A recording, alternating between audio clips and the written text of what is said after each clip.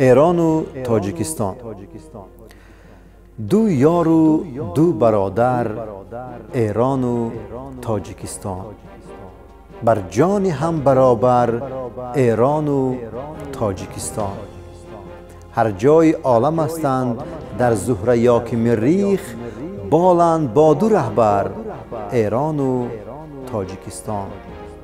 در کارون و زرافشان، در پنج و روکناباد، نوشند آب کوثر ایران و تاجیکستان. از بحر آمد و رفت یا دیدن رخ دوست، مشکل نماند دیگر ایران و تاجیکستان. خوانند با تمنا اشعار رودکی را، بنشسته روی منبر ایران و تاجیکستان.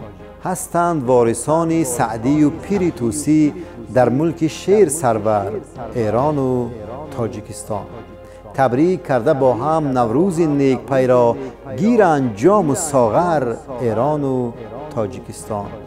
خوانیم نام نیکت ای ملت سرافراز، در هر کتاب و دفتر ایران و تاجیکستان. هرچند مثل دریا صد پاره گشته بودیم، با هم شدند از سر ایران و تاجیکستان. ای کاش در حضور شاهان نشسته بودم، با شعری تازه و تر ایران و تاجیکستان.